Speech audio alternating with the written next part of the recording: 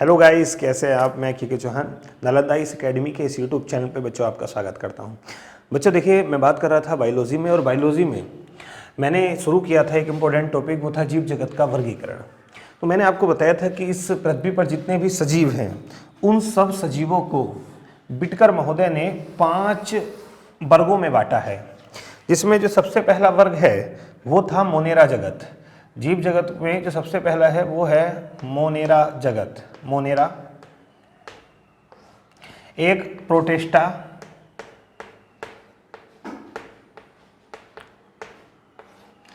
एक कवक और एक पादप जगत और एक जंतु जगत।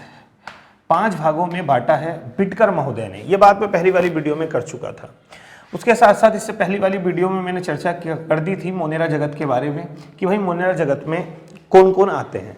तो मैंने बताया था कि बिटकर महोदय ने जो एक क्लासिफिकेशन किया था, इसमें उन्होंने कोशिका को संरचना को लेकर के कि कैसी कोशिका पाई जाती है, प्रोकैरियोटिक कोशिका है या यूकैरियोटिक कोशिका है, जो शरीर है वो एक कोशिका से मिलकर बना है या बहु कोशिका से मिलकर के बना है, इस आधार पर उन्होंने 5 भागों में डिवाइड किया। मोनेरा जगत सबसे पहला जगत था और इसकी विशेषता थी कि इसमें ऐसे जीव आते थे जो प्रोकैरियोटिक कोशिका से बने हैं और साथ ही साथ उनमें ज़्यादातर एकल कोशिका ही पाई जाती है, अर्थात एक ही कोशिका पाई जाती है। और इसका सबसे बड़ा जो एग्जाम्पल हमें देखने के लिए मिला था वो मिला था जीवाणु, अर्थात मोनेरा जगत के अंतर्गत किसको रखा जाता है, बैक्टीरियाओं को रखा जाता है। उसके बाद आज हमें जो चर्चा करनी है वो चर्चा करनी है प्रोटेस्टा के बारे में, प्रोटेस्टा जगत के बारे में। ठीक है, देखिए अगर बात करें सबसे पहले कि भाई प्रोटेस्टा शब्द का प्रयोग किसने किया है, तो देखिए इस नाम का सबसे पहले प्रयोग किया था E.H. हीकल ने। E.H. हीकल ने इस नाम का सबसे पहले प्रयोग किया E.H. हीकल के द्वारा, और ये बात है लगभग 1866 की। एक्चुअली मेन अंतर क्या है, अगर हम बात करें कि मोनेरा में और प्रोटेस्टा में क्या अंतर है, ठीक है, मोनेरा और प्रोटेस्टा इनमें क्या अंतर रखा गया, तो देखिए जो मोनेरा होते हैं, मोनेरा में जो कोशिका पाई जाती है वो पाई जाती है प्रोकैरियोटिक कोशिका, और ये प्रोकैरियोटिक कोशिका में काफ़ी टॉपिकों में इसकी चर्चा कर चुका हूँ। मोनेरा में पाई जाती है प्रोकैरियोटिक कोशिका, जबकि प्रोटेस्टा में पाई जाती है यूकैरियोटिक कोशिका, यूकैरियोटिक सेल पाई जाती है। तो ये एक पहला अंतर है जो मोनेरा जगत में और प्रोटेस्टा जगत में है। ठीक है, देखिए प्रोटेस्टा का मतलब ही होता है पहले, अर्थात इन 5 वर्गों में सबसे पहला वर्ग प्रोटेस्टा वर्ग ही है, जिसमें हमें क्या देखने के लिए मिलती है, यूकैरियोटिक कोशिका देखने के लिए मिलती है। ये एक बड़ा अंतर है कि मोनेरा जगत में प्रोकैरियोटिक सेल्स होती है और प्रोटेस्टा में यूकैरियोटिक। इसके अलावा बात करें कि भाई एकल कोशिकीय बहु कोशिकीय, तो मैं बता दूं कि मोनेरा जगत में भी एकल कोशिकीय जीव आते हैं और प्रोटेस्टा में भी एकल कोशिकीय जीव आते हैं। मतलब कि ये तो एक समानता है कि मोनेरा जगत में भी एकल कोशिकीय जीवों को हम रखते हैं और प्रोटेस्टा में भी हम एकल कोशिकीय जीवों को रखते हैं। चलिए प्रोटेस्टा जगत के बारे में हम थोड़ा सा और अच्छे से अध्ययन करें। देखिए जो ये प्रोटेस्टा जगत है बड़ा कन्फ्यूजन सा है, क्योंकि प्रोटेस्टा जगत की जो सीमाएं हैं वो अच्छे से निर्धारित नहीं है। प्रोटेस्टा जगत में एक तरीके से प्रकाश संश्लेषी जीव भी आ जाते हैं। प्रकाश संश्लेषी जीव, ऐसे जीव जो प्रकाश संश्लेषण करते हैं, प्रकाश संश्लेषी जीव भी आ जाते हैं। परजीवी भी आ जाते हैं, अभी अच्छे से समझेंगे आप चीज़ों को, बस अभी सुनते चलिएगा। परजीवी भी आ जाते हैं, या मैं कहूँ मृतोपजीवी भी आ जाते हैं, मृतोपजीवी भी आ जाते हैं। अब चूंकि ये सब प्रकार के जीवों को हम कहीं ना कहीं प्रोटेस्टा में रख देते हैं, तो इसलिए कुछ वैज्ञानिक तो ये कहते हैं कि भाई ये जो प्रोटेस्टा हैं, और खासकर जो प्रकाश संश्लेषी प्रोटेस्टा हैं, अर्थात ऐसे प्रोटेस्टा जीव जो प्रकाश संश्लेषण करते हैं, वो रियल में एक तरीके के सवाल हैं, इसलिए उन्हें कहाँ रखना चाहिए, पादपों में रखना चाहिए। ठीक है, इसी प्रकार से कुछ परजीवी हैं, कुछ मृतोपजीवी हैं जिन्हें जंतु जगत में रखने का प्रयास किया जाता है। लेकिन वास्तविकता में प्रोटेस्टा वर्ग में हम किन प्रकाश संश्लेषी जीवों को रखते हैं, किन परजीवी को रखते हैं, किन मृतोपजीवी को रखते हैं, वो थोड़ा जानना आवश्यक है। चलिए जानते हैं, इन सब चीज़ों पर हम चर्चा करते हैं। तो देखिए जो ये प्रोटेस्टा जीव होते हैं, इनकी सबसे पहली विशेषता तो ये है कि ये यूकैरियोटिक कोशिका से बने हुए होते हैं और साथ ही साथ एकल कोशिकीय होते हैं। आप मुझे बताइए, अगर यदि ये यूकैरियोटिक कोशिका से मिलकर बने हुए हैं तो इनके अंदर क्या द्विझिल्ली से बने अंग पाए जाएंगे या नहीं पाए जाएंगे? बिल्कुल पाए जाएंगे, क्योंकि यूकैरियोटिक कोशिका वो कोशिकाएं होती हैं जिनके अंदर सभी प्रकार के अंग पाए जाते हैं। ये जटिल कोशिकाएं होती हैं, कंप्लीट कोशिकाएं होती हैं। तो एक तो सबसे बड़ी बात यह है कि जो प्रोटिस्टा जगत के जीव होते हैं उनकी जो कोशिका होती है उसमें इस प्रकार के सभी अंग पाए जाते हैं, जैसे माइटोकॉन्ड्रिया हो गया, जैसे माइटोकॉन्ड्रिया हो गया, जैसे माइटोकॉन्ड्रिया हो गया ये। इसी प्रकार से एंडोप्लाज्मिक रेटिकुलम, अंतः प्रदव्य जालिका। अगर ये समझ में नहीं आ रहा आपको तो कोशिका वाला चैप्टर देख लीजिएगा। एंडोप्लाज्मिक रेटिकुलम, अंतः प्रदव्य जालिका, ठीक है। इसी प्रकार से गोल्जिकाए, गोल्जिकाए, गोल्जिकाए। देखिए माइटोकॉन्ड्रिया, एंडोप्लाज्मिक रेटिकुलम, गोल्जिकाए जैसे अंग जो हैं वो हमें प्रोटिस्टा जगत में देखने के लिए मिलते हैं, लेकिन चूंकि मोनेरा जगत में प्रोकैरियोटिक कोशिका मिलती हैं इसलिए यहाँ पर माइटोकॉन्ड्रिया, एंडोप्लाज्मिक रेटिकुलम और गोल्जिकाए जैसे अंग देखने के लिए नहीं मिलते हैं। देखिए प्रोटिस्टा जगत के जो जीव हैं उनको हम दो कैटेगरी में रख सकते हैं। जैसे एक तो होते हैं जिन्हें हम कहते हैं प्रकाश संश्लेषी, एक जिन्हें हम कहते हैं प्रकाश संश्लेषी, अर्थात ये प्रकाश संश्लेषण करते हैं, ठीक है। प्रकाश संश्लेषण भले ही करें लेकिन दो क्वालिटी हमेशा विद्यमान होगी। एक तो इनके अंदर यूकैरियोटिक कोशिका होगी और दूसरी बात एकल कोशिका, अर्थात ये जीव जो होंगे वो एक कोशिका से बने हुए होंगे और साथ ही साथ इनके अंदर पाई जाने वाली जो कोशिका होगी वो कौन सी होगी, यूकैरियोटिक। फॉर एग्जांपल जैसे मैं बात करता हूं, जैसे डायनोफ्लैजिलेट्स,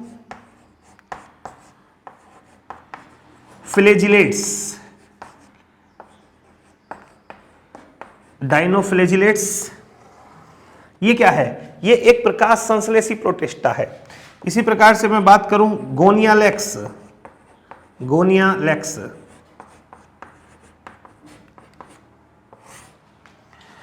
इसी प्रकार से मैं बात करूं डाइटम, डाइटम।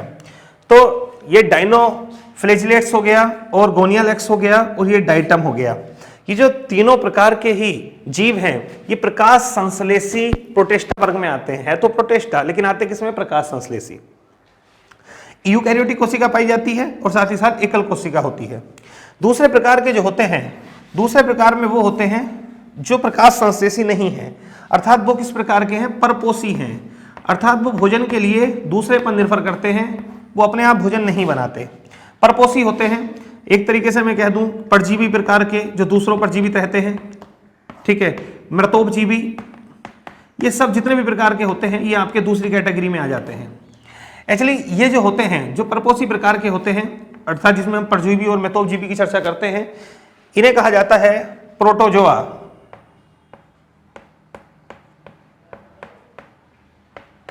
इन्हें कहा जाता है प्रोटोजोआ, प्रोटोजोआ।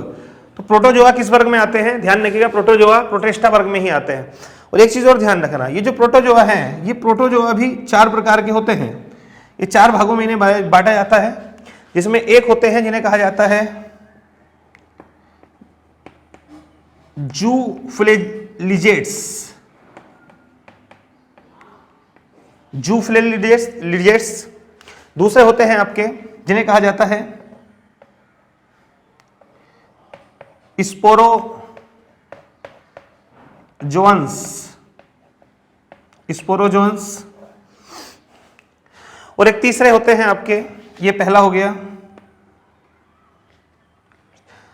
जूफ्लैजिलेट्स और दूसरा है स्पोरोजोअन्स और तीसरा होता है जिन्हें कहा जाता है सिलिएट, सिलिएट। इनके बारे में भी आपको समझाऊंगा। और चौथे होते हैं आपके जिन्हें कहा जाता है सार्कोडाइन,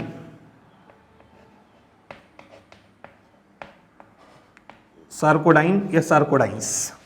तो देखिएगा मैं आपसे क्या बता रहा हूं, मैं बता रहा हूं प्रोटिस्टा वर्ग के जीवों के बारे में। प्रोटिस्टा वर्ग के जीव जो होते हैं उनमें यूकैरियोटिक कोशिका होती है और एकल कोशिका होते हैं। E.H. हिकल ने सबसे पहले नाम दिया प्रोटिस्टा।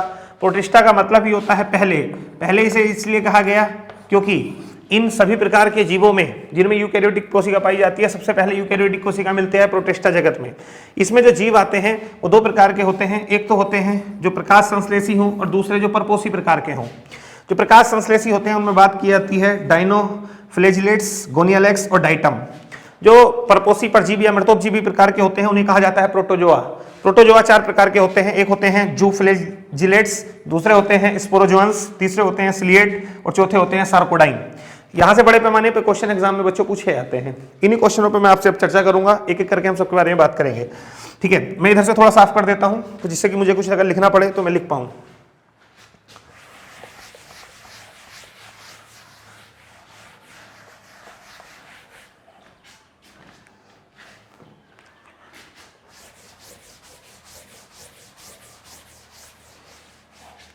देखिए, सबसे पहले हम बात करते हैं प्रकाश संश्लेषी प्रोटेस्टा के बारे में। देखिए, प्रकाश संश्लेषी प्रोटेस्टा कहने को तो आप इन्हें कह सकते हैं शैवाल हैं, लेकिन हम इन्हें शैवाल नहीं कहेंगे। शैवाल इन्हें हम इसलिए नहीं कहेंगे क्योंकि शैवाल जो होते हैं वो पादप जगत में आते हैं, और शैवाल होते तो यूकैरियोटिक कोशिका से बने हुए हैं, लेकिन ये बहुकोशिकीय होते हैं। और ये जो हैं ये एक ऐसे जीव हैं जो एकल कोशिकीय हैं। अर्थात हम कह सकते हैं कि प्रोटेस्टा जगत में जो आते हैं वो रियल में एकल कोशिकीय शैवाल आते हैं। शैवाल बहुकोशिकीय होते हैं जो पादप जगत में आते हैं, लेकिन ये जो जीव हैं जिनकी मैं बात कर रहा हूं, ये जितने भी सूक्ष्म जीव हैं ये प्रकाश संश्लेषण करते हैं और एकल कोशिकीय हैं। तो सब क्वालिटी इनकी शैवालों जैसी है, बस एक अंतर है और वो है बहुकोशिका का और एकल कोशिका का। यही कारण है कि इन्हें क्या कह सकते हैं हम, एकल कोशिकीय शैवाल कहा जा सकता है। तो कल के दिन को पूछ ले कि एकल कोशिकीय शैवाल किस कैटेगरी में आते हैं, तो ये आएंगे प्रोटेस्टा में। देखिए, बहुकोशिकीय शैवाल आएंगे पादप में, लेकिन एकल कोशिकीय आएंगे इसमें। तो ये सब कैसे हैं, एकल कोशिकीय शैवाल हैं। सबसे पहले बात करते हैं डायनोफ्लैजिलेट्स की। देखिए, ये एक एकल कोशिकीय शैवाल है। खास बात क्या होती है कि जो इनकी एकल कोशिका होती है, ये जो एक प्रकार की एक कोशिका जो होती है, ये बाहर वाली जो झिल्ली होती है कोशिका की, ये तो सेलुलोज की ही बनी हुई होती है, ठीक है। लेकिन ये जो जीव है, एकल कोशिकीय जीव है, ये अलग अलग रंगों का होता है। मतलब इसमें लाल रंग भी होता है, हरा भी होता है, पीला भी होता है, भूरा भी होता है। ये सब रंग जो है वो इसमें देखे जाते हैं। तो होता क्या है, ये पाए किस में जाएंगे, ये पाए जाते हैं समुद्रों में। तो जब ये समुद्रों में ये बड़े पैमाने पर जो है ये देखने के लिए मिलता है डायनोफ्लैजिलेट्स, तो होता क्या है कि रात्रि के समय ये क्या होता है, ये अनेक रंगों का चमकता है, जिसके कारण से पूरी की पूरी सतह जो है, सागरीय जल की जो सतह होती है वो चमकती है, बहुत ज़्यादा चमकती है।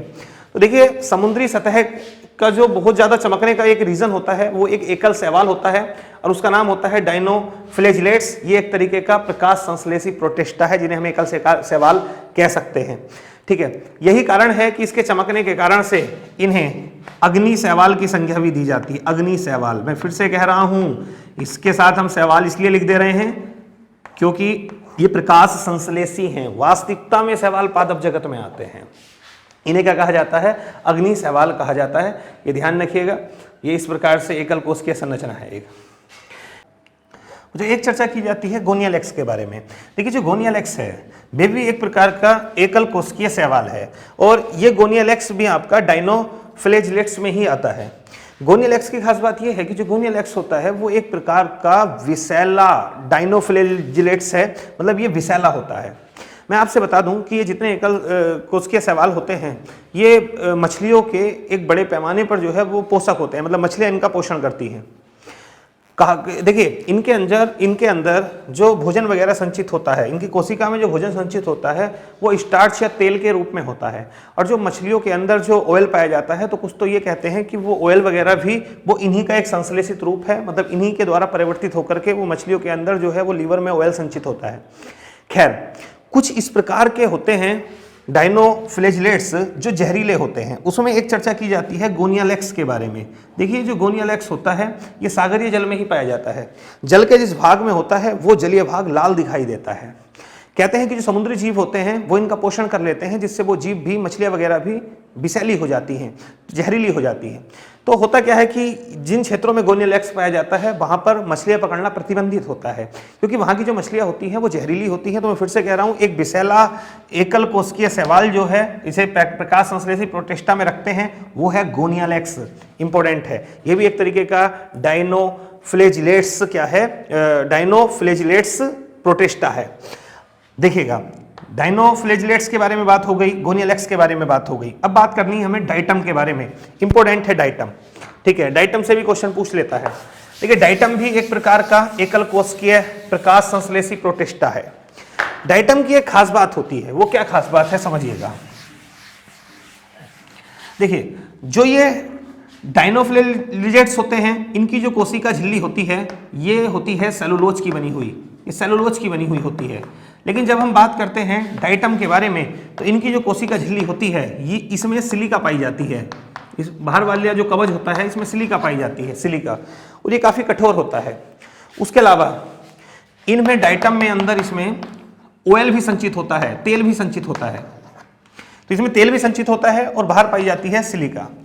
समुद्र में बड़े पैमाने पर ये डाइटम जो है वो पाए जाते हैं, बड़े पैमाने पर डाइटम जो है वो देखे जाते हैं। होता क्या है, होता कुछ ऐसे है कि जब ये डाइटम की मृत्यु हो जाती है तो इनकी जो कोशिका झिल्ली होती है वो प्राकृतिक रूप से विघटित नहीं हो पाती है। जैसे आप सोचिएगा कि अगर किसी भी एक जीव को हम मार करके ऐसी प्रकृति में खुला छोड़ दें, वो धीरे धीरे अपघटित हो जाएगा, खत्म हो जाएगा, मिट्टी में मिल जाएगा। इनके साथ ऐसा नहीं होता, डाइटम के साथ ऐसा नहीं होता है। इनकी झिल्ली में चूंकि सिलिका पाई जाती है तो इसके कारण से ये विघटित नहीं होते। तो समुद्री क्षेत्रों में होता क्या है, बड़े पैमाने पर कहीं कहीं पर ये डाइटम इकट्ठा हो जाते हैं, काफ़ी सारे डाइटम इकट्ठा हो जाते हैं। इस प्रकार से डाइटम इकट्ठा हो जाते हैं जिसे डाइटम मृत्तिका कहते हैं, जिसे डाइटम मृत्तिका कहते हैं, जिसे डाइटम मृत्तिका कहते हैं। ठीक है, तो ध्यान रखिएगा ये जो डाइटम मृत्तिका होती है इसको अगर निकाल करके और इसको अगर पीस लें तो इससे पाउडर बनता है। और जो वो पाउडर होता है, डाइटम मृत्तिका से बना हुआ जो पाउडर होता है ये एक खुदरा होता है, मतलब काफी प्रकार का खुदरे सामान इससे बनाए जाते हैं। जैसे कि फिल्टर हो गया, जैसे टूथपेस्ट हो गया, टूथपेस्ट होता है, टूथपेस्ट में भी ये पाउडर डाला जाता है। तो डाइटम का प्रयोग व्यावसायिक गतिविधियों में भी किया जाता है और उन व्यावसायिक गतिविधियों में मैंने आपको बता दिया कि डाइटम प्राकृतिक रूप से अपघटित नहीं होते हैं। ये सूक्ष्म जीव हैं, एकल कोशिकीय प्रोटिस्टा हैं जो जल में पाए जाते हैं, इकट्ठा हो जाते हैं काफ़ी बार, जिन्हें डाइटम मृत्तिका कहा जाता है। इनको पीस करके पाउडर बनाया जाता है जिससे खुदरी वस्तुएं बनाई जाती हैं, क्योंकि ये काफ़ी ज़्यादा रफ होता है, खुदरा होता है। जैसे मैंने बता दिया टूथपेस्ट वगैरह बनाया जाता है। इसके अलावा पॉलिश करने के जो सामान हैं वो भी इससे बनाए जाते हैं, डाइटम से। एक चीज़ और मैं आपसे बता दूं, जो लोग जलीय भागों में डूबते हैं, जब इंसान पानी में डूबता है तो काफ़ी बार जब पानी अंदर जाता है तो उसके चलते डाइटम भी अंदर चला जाता है। तो ये भी कहा जाता है जो व्यक्ति जल में डूब करके जिसकी मृत्यु होती है उसकी पहचान करने के लिए भी किसका पता लगाया जाता है, डाइटम का पता लगाया जाता है कि उसके अंदर डाइटम है या नहीं। अगर डाइटम गए हैं, फेफड़ों में गए हैं, इसका मतलब वो जीवित पानी में गिरा था, उसके बाद जब सांस के माध्यम से फेफड़ों में पानी गया तभी ये डाइटम अंदर गए होंगे। तो मैंने बात करी आपसे प्रोटिस्टा के बारे में और प्रकाश संश्लेषी प्रोटिस्टा के बारे में, जिसमें हमने डाइनोफ्लेजेट्स की बात की, गोनियलैक्स की बात की और बात की डाइटम की। नेक्स्ट, अब जो हमें बात करनी है बच्चों वो है प्रोटोजोआ, अर्थात इस प्रकार के प्रोटिस्टा जो मृतोपजीवी होते हैं, इस प्रकार के प्रोटिस्टा जो मृतोपजीवी होते हैं या परजीवी होते हैं। ठीक है, तो मैंने आपको बताया कि ऐसे प्रोटिस्टा जगत के जीव जो प्रकाश संश्लेषी की कैटेगरी में नहीं आते, वो आते हैं आपके प्रोटोजोआ की कैटेगरी में। प्रोटोजोआ परजीवी भी हो सकते हैं, मृतोपजीवी भी हो सकते हैं। 4 भागों में बांटा जाता है। पहला जू, फ्लैजिलेट्स, स्पोरोजोअन्स, सिलिएट और सर्कोडाइन। सबसे पहले मैं बात करता हूं, देखिए प्रोटोजोआ, और प्रोटोजोआ में भी जो सबसे पहला है वो सबसे पहला है आपका जू फ्लैजिलेट्स। देखिए ये जो जू फ्लैजिलेट्स होते हैं ये भी एकल कोशिकीय हैं, होते तो सब एकल कोशिकीय हैं। ठीक है, इसमें मुख्यतः चर्चा की जाती है 2 चीज़ों की। एक एग्जाम्पल है ट्रिप्नोसोमा, ट्रिप्नोसोमा, और दूसरा है लिस्मानिया, लिस्मानिया। ये दोनों ही एकल कोशिकीय जीव हैं, ट्रिप्नोसोमा और लिस्मानिया। और ये जीव जो हैं वो आपके परजीवी प्रकृति के होते हैं, अर्थात ये परजीवी होते हैं। जैसे मैं बात करूं ट्रिप्नोसोमा की, तो ये एक मक्खी के डंक पर, एक मक्खी के डंक पर जो है वो आपका परजीवी भूमिका निभाता है, और उस मक्खी का नाम होता है सीसी मक्खी, उसका नाम होता है सीसी मक्खी। इसी प्रकार से लिस्मानिया भी एक एकल कोशिकीय प्रोटोजोआ है जो परजीवी होता है सैंड फ्लाई मक्खी पर, ठीक है, सैंड फ्लाई पर, सैंड मक्खी पर, ठीक है। तो होता क्या है देखिएगा, ये जो मक्खी होती है सीसी मक्खी, जिस पर ये ट्रिप्नोसोमा होता है, अगर ये मक्खी किसी को काट ले तो ऐसे में ट्रिप्नोसोमा उस व्यक्ति के अंदर चला जाता है। और ये ट्रिप्नोसोमा क्या करता है, जो ये एकल कोशिकीय प्रोटोजोआ है, ये दिखाई तो नहीं देगा, बहुत सूक्ष्म है, एकल कोशिका है, दिखाई नहीं देगी, लेकिन जब ये हमारे रक्त में पहुंचता है तो उसके चलते ये एक बीमारी पैदा करता है। और जो बीमारी होती है ट्रिप्नोसोमा के कारण से होने वाली, ये निद्रालु होती है, अर्थात इसे कहा जाता है स्लीपिंग सिकनेस। मैं कह सकता हूं नींद की बीमारी, इंसान को बहुत ज्यादा नींद आने लगती है। तो सीसी मक्खी के काटने से नींद आती है, सही बात है, लेकिन उस नींद आने का कारण ये सीसी मक्खी नहीं होती, उसका रीजन होता है ट्रिप्नोसोमा, जो कि एक एकल कोशिकीय प्रोटोजोआ है। एकल कोशिकीय प्रोटोजोआ है जो प्रोटिस्टा जगत में आता है। तो ऐसा क्वेश्चन पूछ सकता है, स्लीपिंग सिकनेस किसके कारण से होता है, ट्रिप्नोसोमा के कारण से होता है। इसी प्रकार आपने देखा होगा कि एक बीमारी होती है जिसे कहा जाता है काला आजार। काला आजार एक बीमारी होती है, लीवर वगैरह सब इन्फेक्टेड हो जाता है। तो ये जो काला आजार बीमारी है, ये होती है सैंड फ्लाई मक्खी के काटने से। ये जो सैंड फ्लाई मक्खी जब काटती है तो ऐसा काला आजार की समस्या पैदा हो सकती है। और मैं आपसे फिर से कह देता हूं, सैंड फ्लाई के काटने से काला आजार नहीं होता, बल्कि ये होता है लिस्मानिया के कारण से। लेकिन ये जो लिस्मानिया एकल कोशिकीय प्रोटोजोआ है, ये किसके डंक पर परजीवी रहता है, सैंड फ्लाई के। तो ये ध्यान रखिएगा, ट्रिप्नोसोमा और लिस्मानिया किस कैटेगरी में आते हैं, ये आते हैं जूफ्लैजिलेट्स। डायनोफ्लैजिलेट्स और जूफ्लैजिलेट्स, इनमें अंतर है। ये प्रकाश संश्लेषी हैं, जबकि ये प्रकाश संश्लेषी नहीं हैं। ये क्या होते हैं, आपके परजीवी प्रकृति के होते हैं। तो पहला ये जो था जूफ्लैजिलेट्स, ये हो गया। अब बात करते हैं स्पोरोजोअन्स।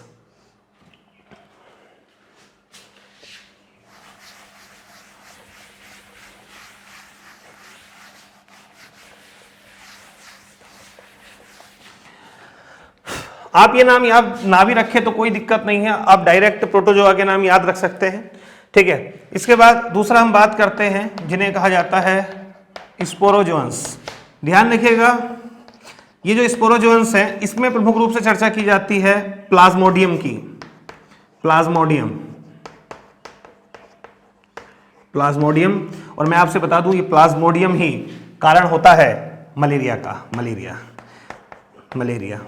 मलेरिया किसी बैक्टीरिया या वायरस से नहीं होती, बल्कि ये होती है स्पोरोजोअन से, और ये आते हैं प्रोटोजोआ के अंतर्गत, अर्थात मलेरिया होती है प्रोटोजोआ से, और उस प्रोटोजोआ का नाम है प्लाज्मोडियम, के कारण से होती है मलेरिया। ध्यान रखिएगा, ये प्लाज्मोडियम भी एक प्रकार के परजीवी हैं, और ये किस पर होते हैं, एनाफ्लीज।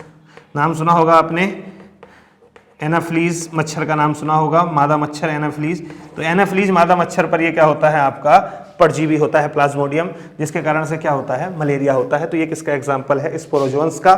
अगली बात हम करते हैं इसी में सिलिएट की और सर्कोडाइन की। तो मैं आपसे बता दूं, आपने नाम सुना होगा अमीबा और पैरामीशियम।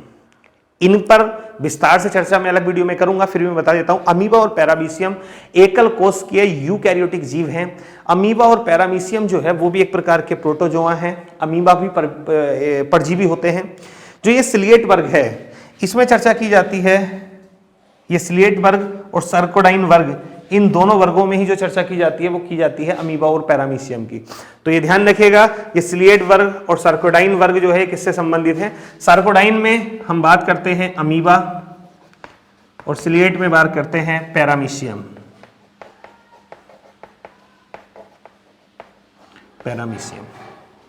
ठीक है।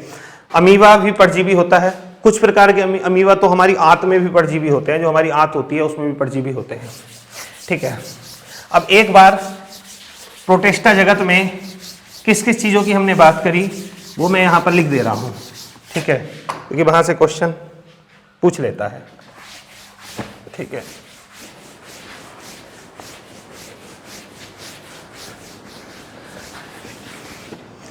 तो जो मोनेरा है, ये मोनेरा, इसमें बात की जाती है जीवाणुओं की। देखिए, अब अंतिम रूप से हम एक बार चीज़ों को क्लियर कर लेते हैं। तो मैंने मोनेरा पर बात कर चुका हूं, और दूसरी बात कर चुका हूं मैं प्रोटिस्टा पर। कुछ इंपॉर्टेंट चीज़ें, जैसे सबसे पहले मोनेरा कैसे होते हैं, एकल कोशिकीय। एकल कोशिकीय, कोई बात नहीं। ये वाला प्रोटेस्टा जो होते हैं ये भी कैसे होते हैं, एकल कोशिकीय, एकल कोशिकीय। दूसरा, इनमें कौन सी कोशिका पाई जाती है, प्रोकैरियोटिक कोशिका पाई जाती है, असीम केंद्रीय कोशिका। और इसमें कौन सी पाई जाती है, यूकैरियोटिक कोशिका, यूकैरियोटिक सेल्स पाई जाती है इसमें। इसके अलावा इसमें जैसे मैं कहूं माइटोकॉन्ड्रिया,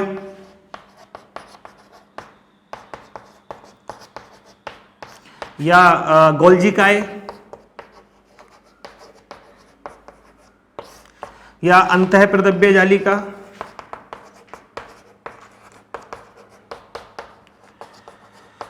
ये जैसे अंग नहीं पाए जाते। इनमें से माइटोकॉन्ड्रिया और गोल्जिकाए ये अंग नहीं पाए जाते, जबकि इनमें हम बात करें तो ये सब अंग इसमें देखने के लिए मिलते हैं। इसमें बात की जाती है जीवाणुओं की, और मैं बता चुका था जीवाणु के कितने प्रकार होते हैं, वो सब मैंने आपसे चर्चा की थी कि जीवाणु किस प्रकार से, पहली वीडियो देख सकते हैं। इसमें हम चर्चा किसकी करते हैं, इसमें चर्चा करते हैं प्रकाश संश्लेषी प्रोटेस्टा, और दूसरा प्रोटोजोआ। प्रोटोजोआ का मतलब ही होता है परजीवी प्रोटेस्टा, प्रोटोजोआ। प्रकाश संश्लेषी प्रोटेस्टा में डाइनोफ्लैजिलेट्स की बात की, गोनियालैक्स की और डाइटम की बात की, और प्रोटोजोआ में लिस्मानिया, ट्रिप्नोसोमा, अमीबा, पैरामीशियम, इन सब चीज़ों की, प्लाज्मोडियम, इन सब चीज़ों की बात की हमने इसमें। तो ये कुछ अंतर है मोनेरा और प्रोटेस्टा में, और जहाँ तक मुझे उम्मीद है कि इस वीडियो को देखने के बाद ये मोनेरा और प्रोटेस्टा अच्छे से क्लियर हो गया होगा।